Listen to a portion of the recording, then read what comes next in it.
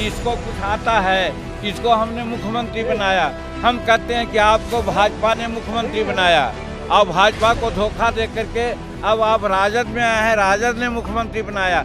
आप कहाँ मुख्यमंत्री बने हैं? कि वो जीतन मांझी का अपमान नहीं है, सभी बिहार और हिंदुस्तान के जो दलित लोग हैं उनका अपमान उन्होंने किया। 16% कोटा हमको होना चाहिए था। अगर आज जांच किया जाएगा तो वो 7 या 8% से ज़्यादा नहीं है। वर्तमान में माननीय नीतीश कुमार जो बिहार के मुख्यमंत्री हैं, वो महिलाओं के बारे में कितना अपशब्द और शर्मनाक बातें कही विधानसभा में, वो आप लोग जानते हैं। और फिर दूसरी बात, हमारे ऐसे शेड्यूल कास्ट के नेता जो नीतीश कुमार से उम्र में भी बड़ा है, राजनीतिक जीवन भी उनसे लंबी है और कह सकते हैं कि क्वालिफिकेशन उन्होंने 68-69 में प्राप्त किया और जीतन मांझी 66 में डिग्री ऑनर्स के साथ आया है। कहने का मतलब कि कम से कम विधानसभा में चुने हुए छोटे बड़े कोई भी हो, सभी माननीय सदस्य हुआ करते हैं। उनके प्रति आदर सूचक शब्द निकालना चाहिए, लेकिन नीतीश कुमार ने तुम तलांग की बातें की और कहा कि जीतन मांझी को कौन कहता है कि मुख्यमंत्री है, ये बड़ा मुख्यमंत्री है। और आप लोगों को भी एड्रेस किया कि इनको बड़ी तरजीह आप दे रहे हैं, इनको तरजीह देना बंद कीजिए, ये मुख्यमंत्री नहीं, इसको कोई अक्ल नहीं है। तो इस तरह से अपमानित किया गया। हम समझते हैं कि वो जीतन मांझी का अपमान नहीं है, सभी बिहार और हिंदुस्तान के जो दलित लोग हैं उनका अपमान उन्होंने किया। एक राज्य का मुख्यमंत्री जो 13 करोड़ जनता का प्रतिनिधित्व करते हैं और उनके मुखारबिंद से ये सारी बातें जो आई वो निश्चित रूप में विचारणीय है।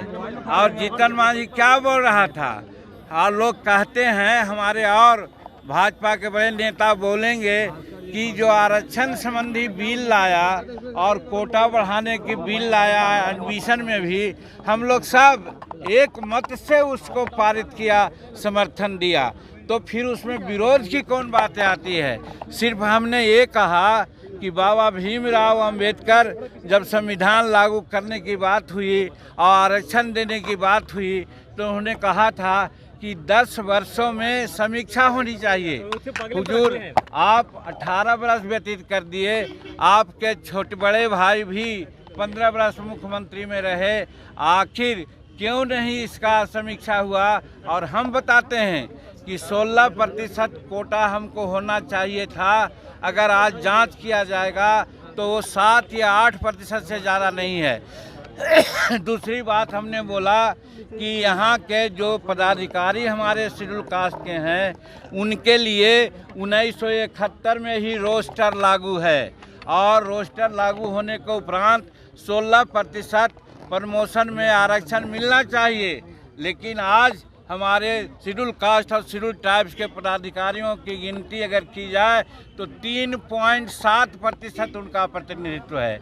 एक शताब्दी में पूरा होगा। माननीय मुख्यमंत्री जी, हमको ये बताइए और इसकी समीक्षा कीजिए, इसके लिए आयोग बनाइए और कोई कार्यक्रम अपनाइए।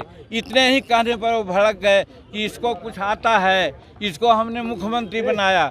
हम कहते हैं कि आपको भाजपा ने मुख्यमंत्री बनाया और भाजपा को धोखा दे करके अब आप राजद में आए हैं, राजद ने मुख्यमंत्री बनाया। आप कहाँ मुख्यमंत्री बने हैं? आप भी तो इसी तरह से ढुलमुल नीति कर करके पलटू राम बन करके आज सत्ता में हैं। और जीतन मांझी को आप अपना स्वभाव से नहीं बनाया था। आप समझा था कि जीतन मांझी अनुसूचित जाति में भूया मुसहर का लोग है, अब भूया मुसहर लोग बहुत सीधा होता है, हम इसको बना देंगे तो जो कहेंगे वो करेगा। क्योंकि 2014 में चुनाव जब हार गए तो सब जगह से थू होने लगा कि आप इस्तीफा दो, इस्तीफा दो। तो इस्तीफा न दे करके एक ऐसे मुलायम आदमी को बनाने का कोशिश किया कि जो वो कहें वो करें। और 2 महीना तक सचमुच में हमने किया। बाद में आप ही लोगों ने कहा कि जीतन मांझी रबर स्टैंप है, जीतन मांझी रिमोट से चलता है। तब फिर हम अपना काम शुरू किया तो उनका पेट में दर्द होने लगा। बहुत सारी बातें किया है, वो आपके सामने है। और आज बाबा भीमराव अंबेडकर के चरणों में अपना माला पहना करके और हम लोग रिकॉन्साइल करना चाहते थे कि बाबा हम लोग क्या करें, नीतीश कुमार को सद्बुद्धि दें। और आज ताला नहीं खोला गया, विधानसभा में भी बोलने का मौका नहीं दिया और आज यहाँ पर बाबा का मूर्ति पर माल्यार्पण करने से भी रोका गया।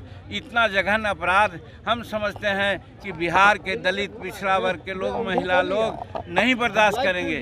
और ऐसा ये न किए हैं तो हम लोग छठ के बाद दिल्ली के जो हम राजधानी है वो राजघाट में भी महात्मा गांधी के सामने भी हम लोग प्रार्थना करेंगे कि नीतीश कुमार को सद्बुद्धि दे। और लोगों से कहेंगे कि ऐसे आदमी जो दिमागिया पल माने एक तरह से दिवालियापन हो गया है उनका दिमाग का, ऐसे लोगों को मुख्यमंत्री के पद पर रहने का कोई हक नहीं। इसके लिए भी ज़रूरत पड़ी तो कानूनी कार्रवाई भी हम लोग करने को सोचा है। हमें यही कहना है।